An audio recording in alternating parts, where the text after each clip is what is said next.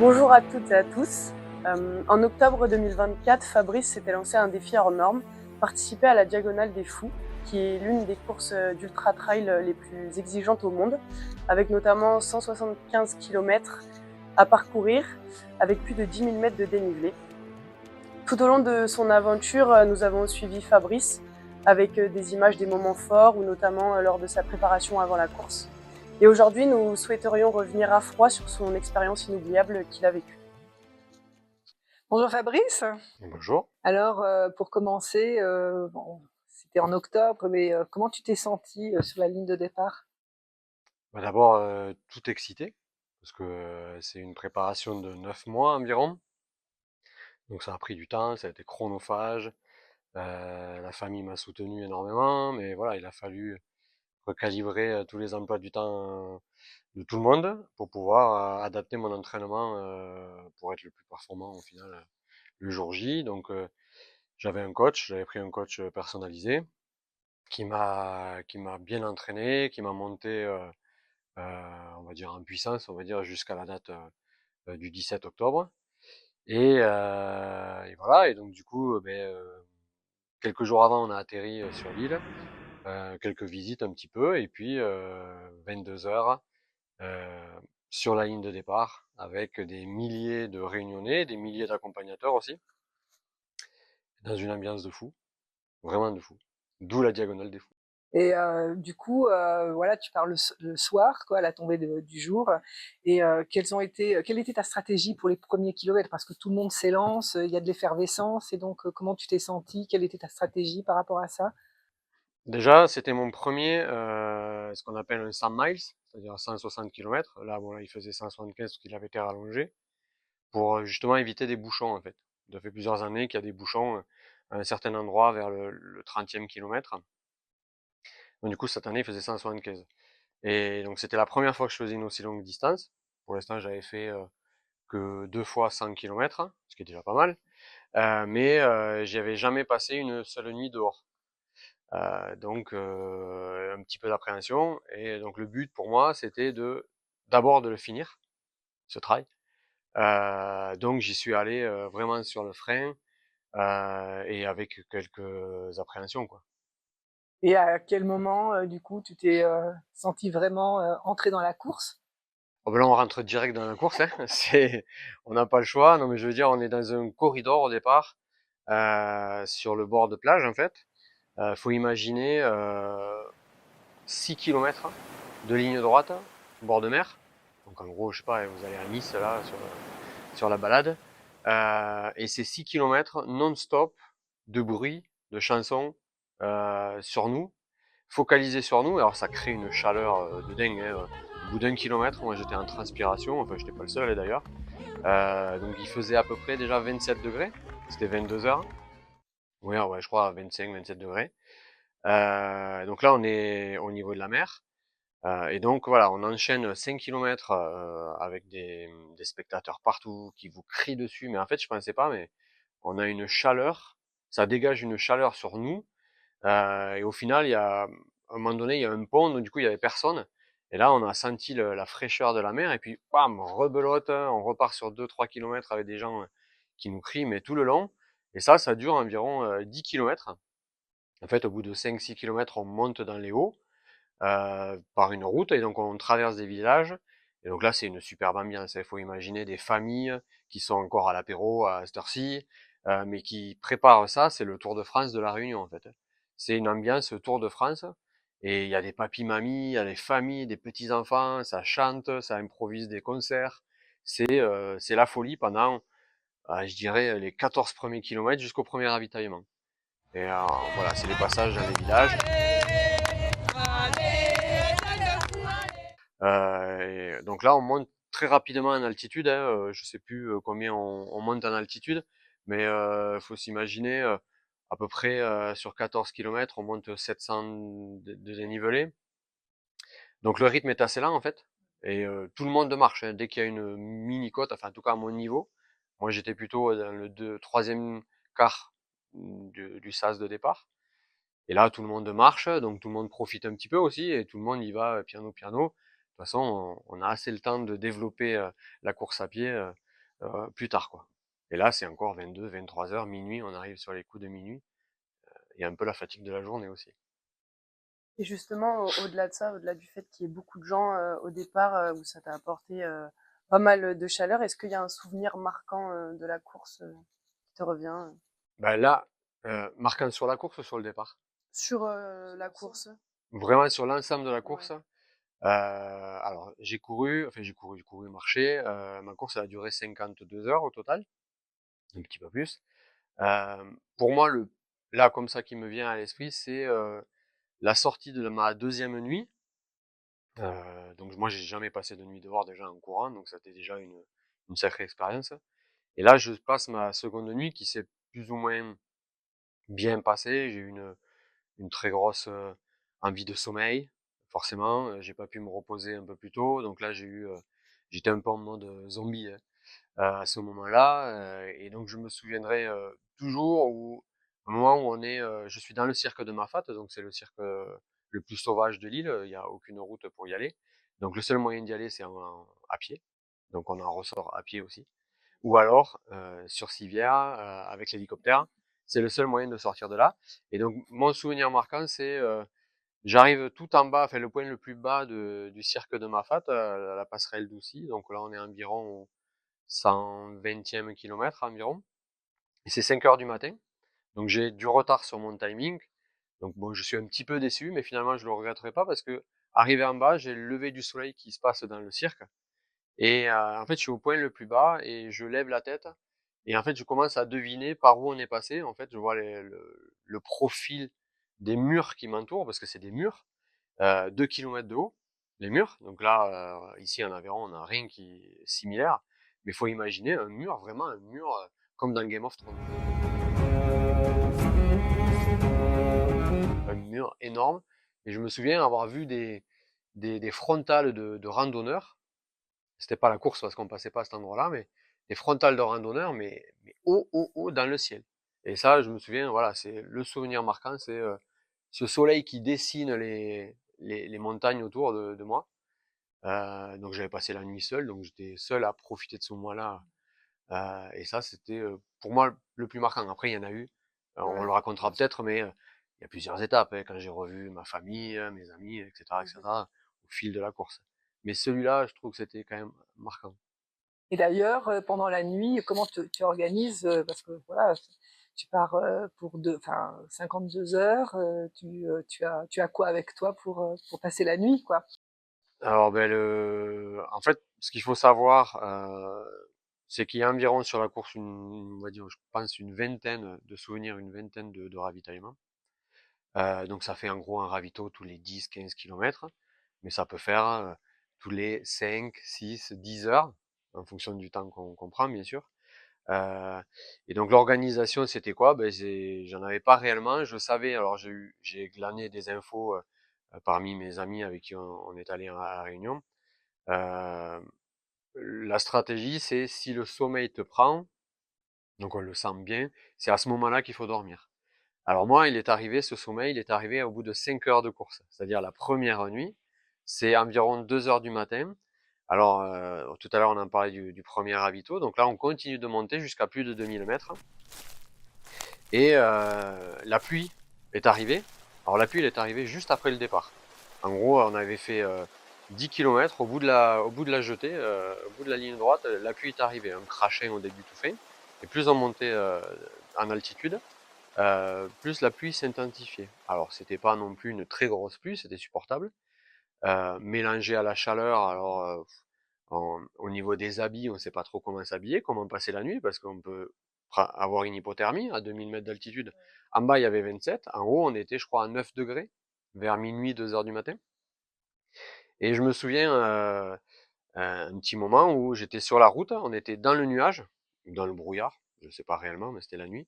Et en fait, avec le halo de la frontale, ça me faisait un écran blanc devant moi. Et je me suis surpris 2 fois à m'endormir, en marchant. 2 fois, je me suis assoupi, à presque tomber, alors, pas tomber, mais presque. Et donc là, c'est ce moment-là, en fait, qu'il faut dédier à son sommeil. Mais sauf que là, moi, on était à 2000 mètres d'altitude, à environ 9 degrés, mais ça, j'en savais rien, mais il faisait très froid. il pleuvait. Du coup, je me suis dit, ben là, si je dors dans le fossé, ou sous un arbre, peu importe, là, je risque une hypothermie et je vais amputer ma course, quoi. Et donc, ça a été une petite bataille entre mon cerveau et la raison, etc. Et je me suis dit, bon, mais tant pis, je vais laisser passer ce sommeil, alors que c'était vraiment maintenant, et ça aurait été très reposant pour la suite de mon aventure. Mais je voulais pas mourir sur place de froid, quoi. Et donc, du coup, ben, j'ai décidé à 3 heures du matin, bon, ben, continue, et puis on verra bien. Alors ça m'a joué des tours après, hein, parce que la seconde nuit, du coup, ben, le sommeil n'est pas venu, et puis j'étais en mode zombie, j'essayais de dormir mais j'y arrivais pas. Et donc au final, ben, comment on gère le sommeil, voilà, c'est un peu, moi je le savais pas. Ouais, je manque d'expérience sur des longs trajets comme ça. Et ensuite, ben, les seules fois où j'ai voulu me reposer, ben, je prends ma couverture de survie, je me fais un petit tapis où je peux sous un arbre. Donc ça, je l'ai fait 5-6 fois pendant la course. Et bon, ça prend environ 5-10 minutes à déplier, enfin à faire son petit camp, on va dire. Et donc à déplier la couverture de survie. Donc j'avais une couverture de survie qui était réutilisable. Parce que celle qu'on achète à 3 euros, par exemple, ou utilisée, et après, c'est impossible à replier. La mienne, c'était bien, je pouvais la replier à chaque fois comme une couverture et ça rentrait très bien dans le sac. Et ça, ben, chaque fois, ben, ça prenait 5 minutes pour la mettre, 5 minutes pour repartir. Et ben, j'y suis jamais arrivé, hein. Je me posais, puis j'entendais les gens parler, passer près du chemin, près de moi. Et puis bon, on est plus lucide au bout de 30 heures de course. Je me suis allongé à un moment donné, j'avais la tête en bas. Enfin, j'étais dans une pente en fait, avec la tête en bas. Donc, enfin, c'est pas raisonnable, enfin, c'est pas raisonné l'histoire là. Donc, j'ai pas dormi quoi. J'ai juste perdu 30 minutes. Perdu oui et non, parce que ça peut être bénéfique pour les jambes, hein, au final, puisque je repose pendant 30 minutes mes jambes, hein. Donc au final, l'un dans l'autre, bon, mais j'ai pas beaucoup dormi. Et au total, je crois que j'ai dormi 15 minutes. Je crois en 6 fois. 15 minutes en 6 fois. Qui est 2 minutes par 2 minutes, on va dire. Donc c'est pas énorme. Voilà. Donc Oh, c'est plutôt chaotique, pardon. Je te coupe, c'était plutôt chaotique ma gestion du sommeil. Ouais. d'accord. Et ça, justement, est-ce que tu as senti qu'à un moment donné, il y a pu avoir un moment de bascule dans ta course, positif ou négatif, justement par rapport à ce sommeil ou autre, des blessures ou... Alors j'ai de la chance, j'ai pas été blessé. De toute la course, j'ai pas été blessé. J'ai failli être blessé. À un moment donné, j'ai failli faire une grosse chute qui a failli me coûter peut-être la vie. Mais bon, j'ai réussi à me récupérer tant bien que mal et j'ai pas cogné, rien du tout. Et donc pour revenir sur du coup bah, le positif ou négatif ou une bascule, j'étais environ au 100e kilomètre, c'était je crois c'était 11 heures du soir, oui 22 heures, la deuxième nuit, donc là j'attaquais, on était déjà dans la deuxième nuit parce que la nuit elle se couchait, la nuit arrivait vers 17 heures je crois, hein. Mmh. Donc après on est déphasé. J'avais l'impression que c'était 5 heures du matin alors que c'était que 10 heures du soir, quoi. Et alors ça, du coup, là, l'histoire que je raconte, c'est, j'avais l'impression que c'était déjà 2 heures du matin, mais j'arrive à un endroit où, donc pas loin de Marla, c'est la plaine des Merles, c'est le ravito qui est juste après la plaine des Merles. Donc là, on est dans Mafate, on est dans la zone où, pour sortir de là, il faut sortir à pied, quoi. Euh, et donc là, je me dis, euh, j'ai sommeil, il faut que je dorme, et donc je décide par moi-même, malgré tous les avertissements que j'avais eus de tous les amis qui l'avaient déjà fait, d'essayer d'aller dormir au ravitaillement. C'est-à-dire dans la tente de... En gros, ils montent des tentes de l'armée, hein, des campements. Et donc à l'intérieur, il y a la priorité aux blessés, mais du coup, il y a aussi des zones où les lits sont pas occupés et ils nous permettent de nous reposer une demi-heure. Et donc là, je décide d'aller dans la tente dormir. Donc là, c'est une organisation, c'est impressionnant. C'est un petit hôpital de guerre, quoi. Donc d'un côté, il y a les blessés, les médecins, etc. Et puis il y a des personnes qui sont vraiment drivées et qui nous drivent pour dormir comme des bébés, en fait. Vraiment là, je me souviens, il y a une médecin, elle vient nous voir, elle nous prend, on était quatre, asseyez-vous là, déshabillez-vous ou soyez habillés de façon sèche, puisqu'on il pleuvait dehors. Sortez vos couvertures de survie. euh, je reviens, tac, sinon vous allez faire une hypothermie. Et donc voilà. Et donc la personne elle circule dans tous les sens. C'est vraiment bien organisé. Et à un moment donné vient mon tour, et donc du coup ben, je vais vers mon lit de camp, il y a une autre personne qui s'occupe de moi, qui me borde comme un bébé avec la couverture de survie, une couverture par-dessus, et puis elle note sur le calepin à l'heure à laquelle elle m'a laissé, et elle me réveille dans une demi-heure. Voilà. Donc là je me réveille, une demi-heure après, je pense que j'ai dormi peut-être 5 minutes parce que je me réveille un peu dans les vapes. Et puis il faut savoir que autour, c'est pas un hôtel quoi. Autour c'est bruyant. Il y a les groupes électrogènes pour la lumière, il y a les gens qui rentrent, les gens qui sortent, les couvertures de survie qui font un bruit, mais c'est inimaginable ce bruit de papillotes là en permanent. Et puis ben, la médecin qui appelle les autres, et puis il y a ceux aussi, il faut organiser ceux qui abandonnent. C'est dans ce campement, dans cette tente, que je me suis aperçu que, en fait, il y a des gens qui abandonnaient la course. Alors, en fait, j'étais tellement dans ma course que à cet endroit-là, j'ai vu des gens abandonner. En fait, derrière moi, j'étais assis, et derrière moi, il y avait un banc avec 6 personnes qui abandonnaient. Donc, le regard vide, et puis l'organisation. On est au milieu de Mafate. Ils abandonnent. Comment on fait? Comment on les gère? Vous êtes capable d'aller à pied au prochain? Non, ils n'étaient pas capables. Et donc là, heureusement, on n'était pas trop loin on va dire, d'une bascule. Et il y avait moyen pour eux que quelqu'un vienne les chercher en bus. Fallait qu'ils s'organisent. C'était une organisation, un gros bazar. Et je te coupe juste, mais Vas-y. les gens qui abandonnent, tu sais pourquoi ils abandonnaient? C'était physiquement, blessure Là, je le vois pas moi. À ce moment-là, ouais, bon, peut-être qu'ils sont blessés, mais je le vois pas. Ils sont dans la couverture de Mhm. survie. Bah, je pense d'épuisement, hein, Ouais. tout simplement. Hein. Là, on est au 100e kilomètre, voilà. Il y a la pluie. Il faut savoir qu'on a pris, on est la deuxième nuit, et c'est la deuxième nuit où il pleut. Alors la journée, il a pas plu, mais c'est la première fois en 32 ans qu'il pleut dans Mafate lors de la course. Et donc je pense que ben, les gens, le froid, tout ça, il suffit qu'ils soient pas bien couverts au bon moment. Mhm. Au final, ben, ça hypothèque la course. Et donc moi, voilà, je me réveille au bout de 5 minutes, enfin de 30 minutes, mais au bout de 5 minutes de sommeil, je pense.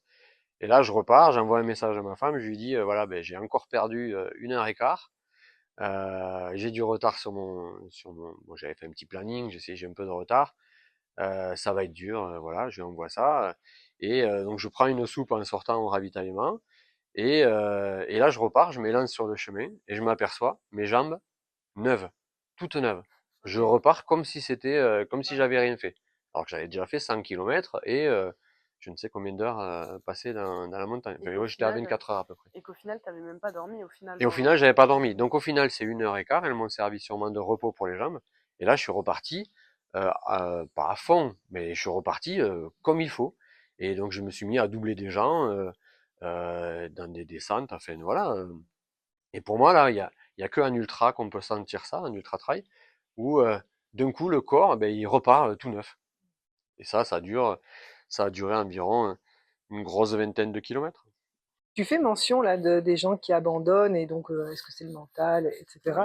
Mais toi, justement, à la différence là, de ces personnes-là, qu'est-ce qui t'a permis de tenir? Qu'est-ce qui a fait que bah, tu es allé jusqu'au bout? Est-ce qu'il y a eu des pensées, des visages qui, voilà, tu parles d'avoir communiqué avec ta femme. Est-ce que tout ça, ça a eu un impact? Déjà bah, les causes de l'abandon, bah, elles sont multiples, hein. Après ça j'aurais pu tomber, j'aurais pu ce jour-là, le corps est pas bien. Alors moi j'ai choisi de me préparer pendant 9 mois avec un coach. C'est un investissement financier aussi. Tout le monde peut pas le faire. J'ai la chance d'avoir pu le faire et d'avoir un coach qui m'a amené au bout, au meilleur de ma forme physique à ce moment-là. Donc je pense que ça y a joué beaucoup. Après, j'ai un gros mental. Je pense que avoir un gros mental, donc déjà ça y joue beaucoup. Et puis on est descendu, on a fait ce voyage-là, la Réunion, on l'a fait en famille et entre amis. Voilà, donc on était 4 familles dans la même villa. On a vécu une colonie de vacances pendant 15 jours avec les enfants. Et ça, ben on y pense quoi. Et forcément, il y a des petits moments, pas de doute, parce que j'ai jamais douté d'aller jusqu'au bout. Mais on s'accroche à des pensées positives. Voilà, tout ça. Voilà. Et là, tu vois, je repense juste avant ce ravitaillement, le ravitaillement juste avant, au 100e kilomètre. Ce qui était bien, c'est que l'organisation avec SFR Réunion avait organisé En gros, les proches pouvaient nous envoyer une vidéo. Voilà. Et donc en fait, je suis rentré, c'était 8 heures du soir dans ce ravitaillement, et je rentre, et à ce moment-là, euh, donc il faut imaginer, c'est une cour d'école, un stade de foot, on va dire. Il y a des tentes à gauche, c'est le ravitaillement. À droite, c'est les gens qui dorment un peu, le campement. Et là, il y avait une tente SFR, une grande tente SFR, où il y avait un monsieur qui m'a appelé.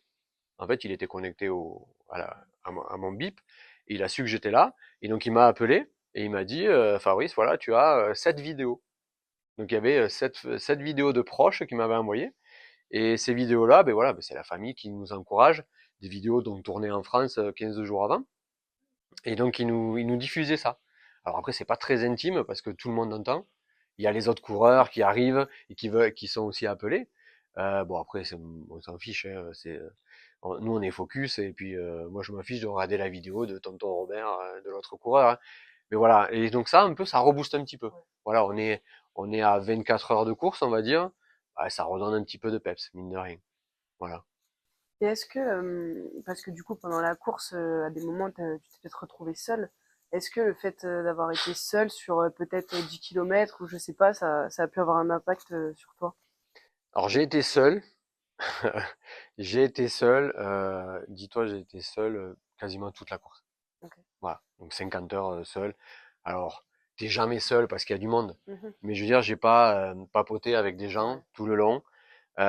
J'ai discuté plus ou moins avec des gens, on va dire la première nuit, parce qu'on a eu quelques bouchons. Pendant une demi-heure, 1 heure, on a eu des bouchons. Donc voilà, tu discutes avec puisqu'on n'avançait pas et ça bouchonnait dans un chemin un peu serré. Donc, pour faire rentrer 2500 personnes dans un petit chemin, forcément ça bouchonne. Euh, Ça allait bien. Première nuit, ça va bien. Donc, t'es content, donc tu discutes. Euh, la journée passe, pareil, je rencontre un couple de Tarnais, donc des voisins. Euh, en fait, en gros, j'ai discuté entre chaque ravito. Donc, tu discutes environ avec les gens environ 10 kilomètres. Puisque arrivé au ravitaillement, chacun a ses habitudes de ravitaillement. Il y en a qui passent 5 minutes, il y en a qui passent une demi-heure en fonction de l'état de chacun. On part pas en même temps. Donc en gros, je rencontrais les gens tous les 10 kilomètres. Et ça m'est arrivé, on va dire, toutes les phases. Donc la première nuit et la première journée. Et ensuite, là, j'ai eu le manque de sommeil qui est arrivé. Et donc pas les idées noires, mais plutôt la baisse d'enthousiasme, pas d'enthousiasme, mais de forme, la baisse de forme. Et donc au final, je suis rentré dans ma bulle. Mhm. Et ça, c'est resté toute la nuit, plus toute la journée, plus la dernière nuit. Donc en gros, j'ai passé à partir, on va dire, du 70e kilomètre jusqu'au 140e, donc j'ai passé 70 kilomètres seul. Ok. Voilà. Ça a duré 27 heures. Je le sais parce que c'est le moment où j'ai rencontré ma famille pour la première fois, donc à Sillaos, au kilomètre 80, 70-80. Donc ça faisait 17 heures qu'on était partis. Et ensuite, je les ai retrouvés, je les ai revus 27 heures après. Et ce moment-là, donc cette nuit, ce jour, et à nouveau le début de la nuit, là, je l'ai passé vraiment seul. J'ai pas discuté avec personne. Ok. Parce que Voilà. tu puisses dans tes ressources, Voilà, en tu fait, es obligé de te voilà, tu te concentres et recentrer tu te refermes un peu c'est sur ça. toi. Pourtant, je suis quelqu'un d'assez sociable, mais là, j'ai passé seul. Alors, je dis pas que j'ai pas discuté peut-être avec deux, trois personnes, mais c'était assez rare à être vraiment un peu dans la souffrance, un peu replié par toi-même. Et puis, c'est un peu ce qu'on vient chercher aussi. On vient chercher une quête de soi. Il y a beaucoup de coureurs qui disent qu'ils se redécouvrent à ce moment-là. Au final, pour revenir à ta question, ouais, j'ai pas tant rencontré de monde Ouais. que ça. Et après, j'ai fini, et je l'en remercie, un ami, donc, du coup, des 4 familles qu'on était, est venu avec moi au 140e kilomètre, un peu plus, ouais, 140 à peu près, donc il m'a rejoint à la possession. Et donc il en avait un peu marre de me suivre sur le téléphone, de stresser, où est-ce qu'il en est. Alors on était plusieurs coureurs, donc du coup eux ils avaient passé déjà leur journée au pluriel, à suivre les autres coureurs, et dont moi aussi. Donc eux, ils ont passé leur journée sur les téléphones à suivre 4 coureurs. Voilà, sur les trackings, ils suivaient avec les enfants, balader les enfants. Donc, enfin, pour eux, c'était plus fatigant que nous, c'est sûr. Hein. Eux, c'était des morts vivants à côté de nous. Nous, on était fatigués, mais on était bien. Eux, il fallait lever les enfants à 4 heures du matin, il fallait se taper 3 heures de route, il fallait les surveiller, il fallait pas qu'ils tombent dans des crevasses. Enfin, faut gérer le truc, quoi. Donc, voilà, ma femme, mes enfants, les amis, tout ça, enfin, c'était beaucoup plus fatigant pour eux. Et donc, mon copain, il en avait marre, voilà, donc Julien, il en avait marre de me suivre sur le téléphone. Il a dit, bon, je t'accompagne et là, on part pour 2 heures. Voilà, là, il y a un petit chemin, il fait 10 kilomètres, on en a pour 2 heures. Ça va te changer les idées. Effectivement, moi, je me suis mis à parler, à reparler. Donc, j'ai parlé avec lui, on a raconté, etc. Et puis, arrivé au bout des 2 heures, il m'a dit, il reste 13 kilomètres, je l'ai fini avec toi. J'arrête, c'est pas grave, on a fait 2 heures, je reste avec toi pour le reste du temps. Et donc il est resté encore 4 heures, donc il a passé 6 heures et demie avec moi. Voilà, il m'a dit, ouais, je veux pas rentrer à la maison, regarder mon téléphone, je reste avec toi. Donc voilà, il a fait les 21 derniers kilomètres, le dernier semi-marathon avec moi, on a passé 6 heures et demie ensemble. Voilà. Et lui, il a jamais couru. Jamais, il avait jamais fait de trail. Alors, on lui a prêté des chaussures, on lui a prêté un t-shirt. Et alors, c'est plus ou moins autorisé de suivre le coureur parce que bon, moi, je suis millième. Hein. Euh, 2 heures, je pense que. ouais, et donc bon, les bénévoles, ils autorisaient. Alors, ils l'autorisaient pas à rentrer dans les ravitaillements, mais il avait son propre ravitaillement, voilà. Et il avait récupéré des affaires des autres coureurs et voilà, il ressemblait à un coureur mais sans dossard en fait. Et voilà, il m'a accompagné. Donc pour son premier trail, il a fait 21 kilomètres à La Réunion, de nuit, un peu de pluie, enfin voilà. Voilà, et oui, bon, finalement, je pense, j'espère qu'on s'est rapproché un petit peu, mais ça nous fait quelque chose en commun, voilà, avec lui. C'est une belle aventure humaine et on a bien fini ensemble, voilà. Et concernant le rythme de course, parce que des fois, du coup, comme tu disais, vous marchiez beaucoup. Mm. Vous étiez à peu près combien? Est-ce que tu as un chiffre? Alors, et moi, les 52 heures, ça représente 3,3 km/h. Ok. Donc t'imagines, c'est moins que la marche à pied au Ouais. final. Ouais, ouais. Bon, c'est normal, hein, on monte des murs, on redescend, voilà. Je pense que sur les 175 km, j'ai peut-être couru, je crois, à 40-45 km vraiment. Mais courir, je parle à 10 km/h, Ouais. hein, 40, allez, jusqu'à 60-65, mais il y a à peu près, on va dire, 100 bornes où je pense que j'ai marché. Puis, et puis voilà, mais il y a les 100 bornes, il faut prendre en compte que souvent on fait des montées aussi. On a des montées de 25-30 km, donc forcément, bon, il y a que les premiers qui les courent. Voilà, après j'ai marché à un rythme soutenu, c'est une randonnée rapide en fait. Mais au final, tu vois, ça fait 3,3 km/h. Moi, je me souviens des amis qui m'avaient envoyé des textos. Qu'est-ce que tu fais là? Il y a 5 km, t'es toujours pas arrivé. Et puis sur leur logiciel, ça leur marquait que j'étais à 1,5 km/h. Et bien, en fait, je leur ai expliqué juste, ben, j'ai dormi en fait. Ouais. Et voilà, et en fait, je me suis reposé pendant 6 heures. Donc bon, effectivement, ça ralentit la vitesse et la cadence. Donc c'est pas très rapide hein, en fait la réunion, en tout cas à mon niveau, mais j'ai quand même terminé dans le premier tiers des concurrents. Donc il faut s'imaginer que les derniers, donc la barrière horaire des derniers, c'est 66 heures. Et juste comme ça, justement, combien de participants et combien à l'arrivée? Voilà, au départ on était 2900. 2900 inscrits, je crois, partant peut-être un petit peu moins, 2850, peut-être quelque chose comme ça. Et il y a eu cette année 900 abandons. Donc en gros, on était 2000 arrivants, et moi je finis 1044e, je crois. Donc voilà, donc je finis le premier tiers, on va dire, puisque il faut prendre en compte ceux qui ont malheureusement abandonné. Voilà. Et justement, sur la ligne d'arrivée, comment tu t'es senti, toi?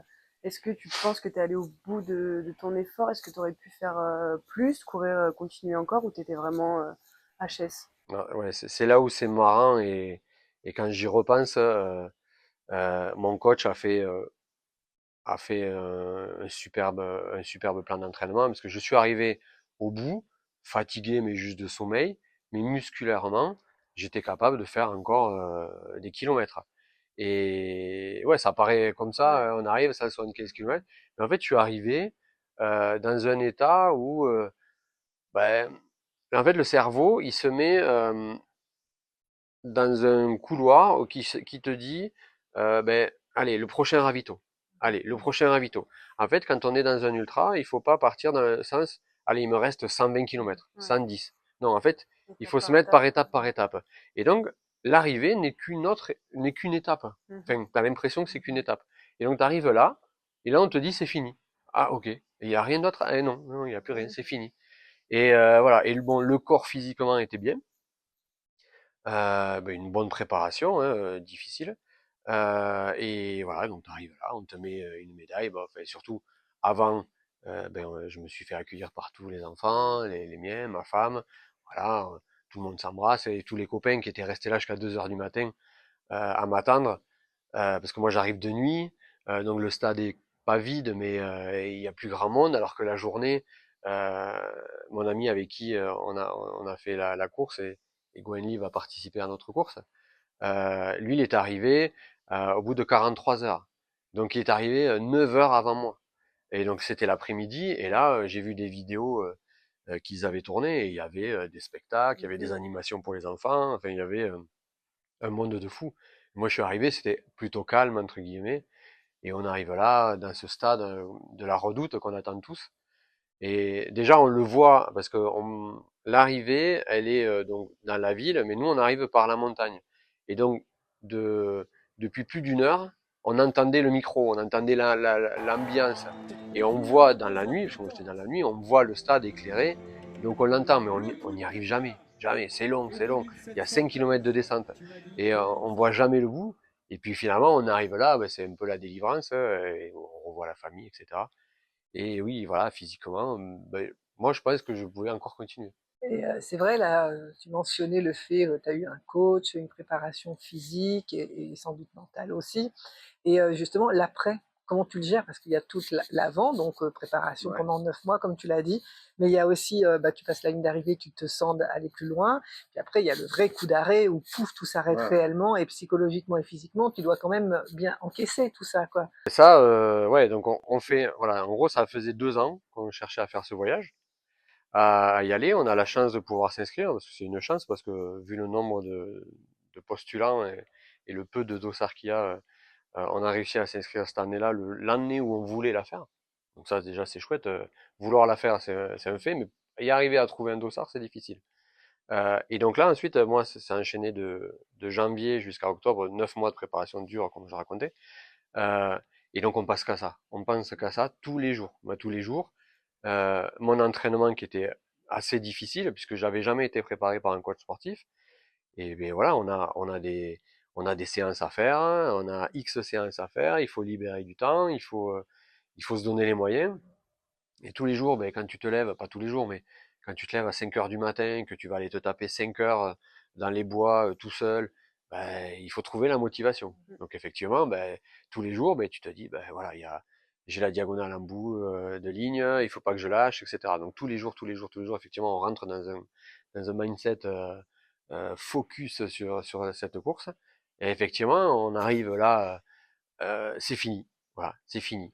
Alors bon, ensuite on a fait des vacances tranquilles en famille, entre amis, donc voilà. Et ensuite retour à la vie normale, retour aux entraînements de course à pied aussi, pourquoi pas. Donc c'est ce que j'ai fait. J'ai voulu reprendre la course à pied par 2 petits entraînements par semaine.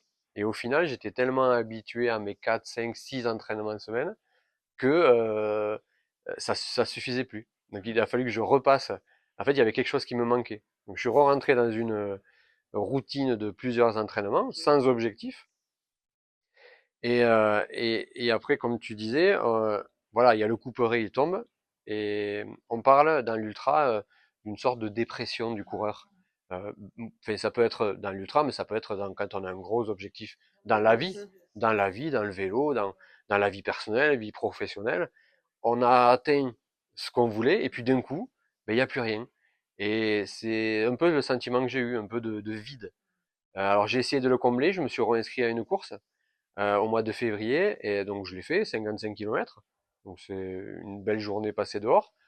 Mais j'ai pas, ouais, j'ai rien ressenti. Enfin, c'était pas, il n'y avait pas cet engouement, ouais, j'ai eu une chute. Vraiment, la dépression, on va dire, du coureur d'après gros objectifs, quoi.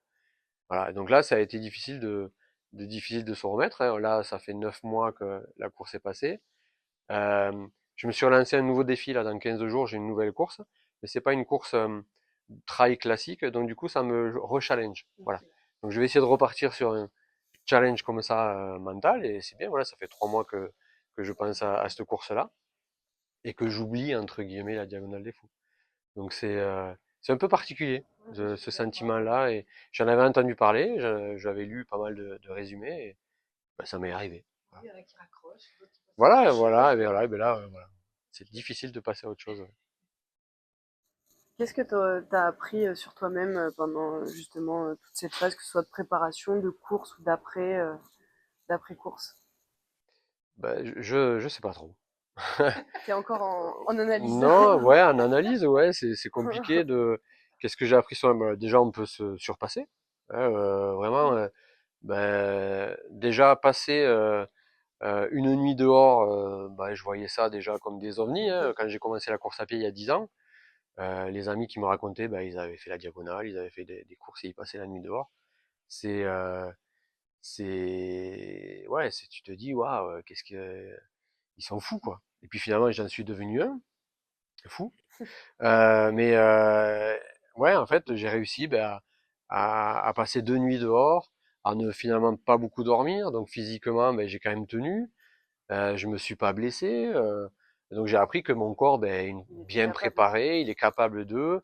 Et puis le mental, tu peux le pousser, quoi. Enfin, je suis pas arrivé comme certains coureurs raplapla, vraiment qui ont donné tout, qui ont puisé au plus profond d'eux-mêmes. Je suis pas du tout arrivé dans cet esprit-là. C'est peut-être dommage, hein. Mais peut-être ça veut dire que j'ai pas assez donné, peut-être. Je sais pas. Mais en tout cas, voilà, j'ai réussi à aller au bout de mon effort et de mon objectif que je m'étais donné, quoi. Et est-ce que tu aimerais la refaire, cette course, un jour? Alors, on dit toujours, quand on arrive, souvent on dit plus jamais je la fais. Ça m'est arrivé sur d'autres courses, mais sur celle-là, ça m'est pas arrivé parce que comme je le redis, je suis bien arrivé, bien en forme entre guillemets. Et donc du coup, oui, c'est sûr que je vais la refaire. Peut-être avant mes 50 ans, j'aimerais bien la refaire avant mes 50 ans. Donc, en gros, il me reste 5-6 ans, 5 ans pour 5-6 ans pour la refaire. Après, ce qui freine le plus, c'est un peu le budget. Ouais. Là, on est partis tous en famille, hein, ça a un coût. Mais par exemple, si cette année, j'avais eu une enveloppe pour faire partir toute ma famille, clairement, il y a un dossard, on y repart, quoi. Ok. On y repart, et puis, je pense à ça parce que je pense à ma femme qui pendant la préparation, elle en pouvait plus de la diagonale. Enfin, je veux dire, c'est normal. Genre, j'en parlais pas jour et nuit, mais le fait d'aller à l'entraînement tous les jours, de Manger. pas se réveiller ensemble, de manger, de faire attention, etc. Elle a gardé les enfants pendant ce temps-là, donc c'est difficile pour elle aussi. Elle voulait plus en entendre parler. On a fait le voyage, puis à la Réunion, ça l'emballait pas plus que ça. Et finalement, là-bas, elle a découvert l'île déjà, l'ambiance qu'il y avait autour de la course. Donc les Réunionnais, pendant une semaine, c'est la folie, ils vivent pour ça, et puis ils nous encouragent avant même le départ.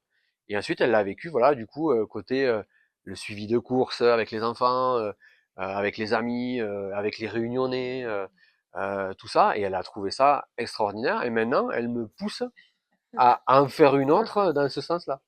Et voilà, donc elle voudrait m'inscrire sur toutes les courses du monde entier, mais je peux pas. Mais enfin voilà. Et justement, donc, imagine l'année prochaine, tu y retournes. Qu'est-ce que tu modifies dans ton entraînement, dans ton approche? Est-ce que justement tu seras un peu plus, parce que tu dis, j'étais peut-être un peu en retrait, un peu sur les freins. Qu'est-ce que tu modifierais sur tout le processus de course pour, c'est pas gérer mieux parce que tu as bien géré. Euh, Au niveau de la préparation physique, alors en fait, en gros, j'ai fait une préparation, j'ai pris un coach sportif, pas un coach physique. Donc quand je parle de coach physique, c'est plus pour travailler les jambes, travailler les abdos, enfin tout ce qui permet d'avoir une stature et de pas avoir mal et d'avoir des certaines douleurs. Oui, parce qu'au Euh, final, tu faisais beaucoup de courses, mais pas forcément de travail en voilà, salle, musculation. voilà, je faisais du vélo, je faisais de la course à pied, de la sortie d'endurance, de la sortie l'endurance fondamentale. Donc c'est à petit rythme cardiaque, hein. Il faut savoir que la diagonale, je l'ai fait à 110 BPM. C'est-à-dire on est très très très bas. Voilà. Et donc l'entraînement que j'ai fait toute l'année avec mon coach, je dépassais jamais les 140 BPM, c'est-à-dire la zone 2 cardiaque. Pour ceux qui s'y connaissent un peu, c'est déjà assez bas. Et en fait, le coach m'avait expliqué, ça sert à rien que tu ailles au-dessus. À la diagonale, tu vas marcher, tu vas pas aller plus vite que ça. Donc entraîne-toi justement à basse intensité. parce que là-bas, ça va être à basse intensité et ça permettra, le fait de s'entraîner longtemps à basse intensité, ça permettra, quand tu es fatigué, ben, d'aller plus loin. Et ce que je changerais, bah, du coup, ouais, ça serait plus un travail, on va dire, de squat, de fente, pour travailler les quadris. Même s'ils n'ont pas souffert là-bas, malgré tout, parce que j'ai quand même essayé de faire un petit peu, mais j'augmenterai un peu cette préparation physique générale, la PPG qu'on appelle, pour être beaucoup plus endurant dans les marches. Parce que là-bas, c'est des millions de marches. Enfin, et des marches, c'est pas des marches de 17 cm régulières comme chez nous. C'est un coup c'est 50 cm, un coup c'est 1 mètre, un coup c'est 20 cm. Donc on est en permanence en train de chercher un appui qui diviserait en deux la hauteur de la marche quand on descend et à mettre les mains en montant. Donc voilà, donc ça, je pense que ben, la préparation physique générale, je pense que c'est très très important. Je l'ai pas sous-estimé, mais je l'ai un peu quand même pas trop pris en compte, mais parce qu'on connaît pas ça nous ici dans les chemins en Aveyron. Et puis comme tu le disais, ton but c'était de finir, donc c'était l'endurance qui primait sur, Voilà. sur le reste, quoi. Voilà. T'étais pas sur un objectif de performance Voilà. de temps, quoi. C'est Donc, ça. Je m'étais mis un petit objectif de temps, je l'ai pas réussi, mais ça c'est pas bien grave. L'idée c'était vraiment d'aller au bout et de le finir pas blessé surtout. Essayer d'y arriver, de pas être à l'agonie comme certains quand on voit des vidéos. Voilà. Et donc là je suis content dans ça. Là j'ai rien à changer à ce niveau-là. Au niveau du mental, pas grand-chose parce que je pense que je l'ai de par ma nature. Et ensuite il y a des choses. Enfin si. Après maintenant il faut que je travaille le sommeil. Mais ça, je pense que ça doit être, enfin, je pense, c'est quand même quelque chose qui est difficile à travailler, je pense, hein. Peut-être il faut prendre des nuits dehors, peut-être, apprendre à dormir en nature, apprendre à dormir, parce que c'est difficile. On a quand même le cœur et l'adrénaline qui est en permanence un peu haut, même si on a dit qu'on était un peu bas, mais euh, et puis on se couche et puis bon, on a le cœur qui est un peu encore dans la course, le cerveau qui est dans la course. Et voilà, être capable de partir en une seconde, il y en a. Voilà, moi je suis pas du genre, hein, le dimanche midi, je m'appuie sur la chaise, sur la table après le poulet frites à m'endormir, quoi. Voilà, j'arrive pas à dormir. Pour moi, c'est allongé dans un lit, point. Et donc j'ai du mal à voilà à faire des siestes. Je suis pas encore assez vieux pour faire des siestes. mais comme tu le dis, il y a l'adrénaline. À titre perso, je sais ce que ça peut faire. Et il y a toujours ce côté un petit peu aussi de dire, bah, je peux aller un petit peu plus loin, puis ça ira. Et Oui, puis on repousse toujours un peu voilà, le moment de c'est ça. bascule. Et puis c'est là où on se dit, bah non, finalement, si je m'étais vraiment écouté. Moi, je m'étais écouté, puisque la première nuit, j'avais dit, mais c'est maintenant que je dois dormir. Mais à cause de la pluie et du froid, voilà. Mais il aurait juste fait le froid. Le froid, c'est gérable, entre guillemets, hein, on peut, rien que la couverture de survie, elle réchauffe énormément. Mais le fait d'être, après, j'avais peur, voilà, d'être trempé, enfin, mouillé plus le froid. Voilà. Et donc, je le savais. En fait, le sommeil, je savais que c'était ce moment-là, parce que je me suis jamais endormi en courant. C'est la première fois que j'avais ce sentiment où le sommeil me prenait vraiment tout mon corps. Et voilà, donc ça serait un point à travailler, ça éviterait que pendant 2 nuits après, je marche comme un zombie à essayer de trouver un coin où m'abriter à l'abri. Voilà, c'était compliqué quoi. Je change un petit peu de sujet, mais quel conseil tu donnerais à quelqu'un qui voudrait se lancer dans la course À pied en général ou la course, la diagonale, par exemple. oh, dans la course à pied ou qui voudrait se lancer dans la diagonale? Bah, la course à pied, je veux dire, ben, on est en 2025, je pense déjà que pas mal de personnes prennent en compte que le sport est important dans la vie, je pense. Le sport, la santé, du coup, c'est un peu lié. Voilà, moi j'ai commencé il y a 10 ans la course à pied. J'étais plutôt en obésité. Maintenant ça va mieux. Voilà, je pense que ça a joué sur ma santé globale et pour mon futur. Donc je pense que ben, lancez-vous dans ce sport, hein, peu importe la course à pied, le vélo, la natation. Voilà, il suffit de pas grand-chose, hein, un maillot de bain pour la natation, une paire de baskets pour la course à pied, et, un vélo c'est un peu plus cher pour le vélo, mais voilà, je veux dire, le sport est plus ou moins accessible et si vous pouvez, si vous arrivez à dégager du temps, faites du sport. Et la diagonale, bon là il faut y réfléchir un peu plus quand même. Moi j'ai mis 10 ans à me décider à la faire. Bah, déjà il y a la course à pied sur route, il y a la course à pied dans les chemins, donc il faut s'adapter, adapter son corps, euh, faire un ultra, rentrer dans un mental. Je pense qu'il faut déjà, et enfin les chiffres le disent, je crois, il faut au moins 3 ans pour s'habituer un peu à connaître son corps, à habituer, à muscler son corps pour ce genre d'événement-là, hein. Ça ne veut pas dire qu'il y en a qui se lancent pas, il y en a qui se lancent en un mois sur un marathon. Ouais. Est-ce que c'est raisonnable? Je ne crois pas. Là, bon, moi j'ai attendu 10 ans pour faire la diagonale, je pense que c'était quand même pas mal raisonnable. Ben, pour se lancer sur la diagonale, eh ben, il faut à un moment donné être fou, oui et non, mais croire en ses rêves. J'y suis arrivé, je faisais plus de 100 kilos, ben pourquoi pas. Et justement, donc tu dis, tu es parti, enfin ton employeur t'a soutenu, et puis et tu dis, bah, j'étais en obésité, etc. Aujourd'hui, on voit que les jeunes sont moins sportifs, ont plus de mal à se motiver. Donc, quel serait vraiment le message que tu pourrais leur donner justement par rapport à ce que toi tu as vécu, par rapport à bah, ta situation passée et autres, quoi? Moi, je suis pas sûr que les jeunes soient moins sportifs entre guillemets. On voit quand même là, enfin je sais pas, on voit quand même les jeunes de 15 ans, de 20 ans qui vont à la salle de muscu. Enfin, je veux dire, il y a quand même un culte, je trouve, un peu plus par rapport à ma génération, un culte du corps. Et finalement, je trouve quand même que on se met pas mal au sport. Et je trouve que ces dernières années, il y a beaucoup de monde qui se sont mis au sport. Et tant mieux. Et donc, je suis pas sûr que tous les jeunes aient du mal. Je pense que les jeunes, c'est plus le mental peut-être. Plutôt le fait de vouloir le faire ou de trouver une raison de vouloir le faire. Et après, ben, voilà, dans l'ultra trail, c'est plus le mental sur la durée. Mais maintenant, il y a des jeunes. Avant, l'ultra trail, c'était un sport réservé aux plus de 40 ou 50 ans. Maintenant, il y a Mm. des ultra trailers qui ont 20 ans. Donc, je veux dire, ils ont le mental, ils ont le physique, ils ont tout pour réussir. Donc, au final, le message à leur donner, ben, dépassez-vous, quoi. Faudrait se dépasser. On est tous capables de faire quelque chose à son niveau, je pense, hein. Il y en a, voilà, aller faire 5 kilomètres, c'est l'Everest, ben, faites-le. Et voilà, il faut se donner des objectifs, je pense, dans la vie ou dans le sport. Et s'il y a un message à faire, ouais, sortez, bougez. En gros, le message, c'est qu'on est finalement, allez, comme tu dis, qu'on fasse 5 kilomètres et que ça nous paraisse l'Everest ou Voilà. 175 kilomètres, c'est le fait qu'on est capable de se dépasser. Il faut se donner voilà, il faut se donner la chance de le faire. Et je pense qu'on est tous capables de le faire. Il faut juste mettre le pied à l'étrier. Alors, ce qui est marrant, c'est qu'en discutant un petit peu avec les collègues d'entreprise, après la course, ben, il y en a qui se sont mis à la course à pied. Voilà, et qui ont dit, ben voilà, on a entendu ton histoire, ça nous a un peu boosté, et du coup, ben voilà, il y a toute l'équipe de la compta qui s'est mis à la course à pied et qui ont fait des courses, et voilà, maintenant j'ai mis la petite graine, ben voilà, il suffit qu'elle pousse. Et avant qu'on termine, est-ce qu'il y a une anecdote que tu aimerais nous partager de cette course justement?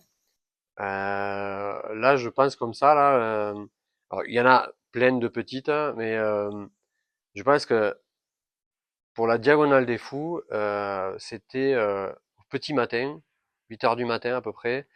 Euh, je croise un coureur qui me demande où est-ce qu'on en est au niveau du kilométrage.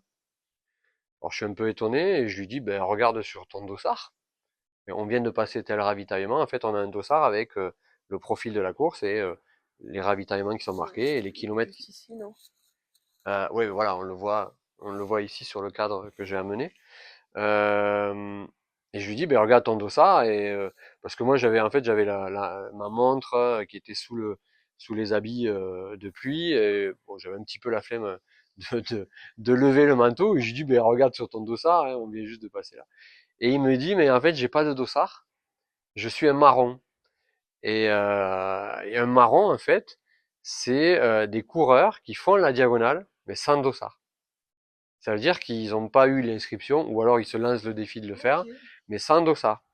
Et donc là, j'en avais entendu parler, mais c'est rare de trouver des histoires de ça, et je suis content d'avoir croisé un marron.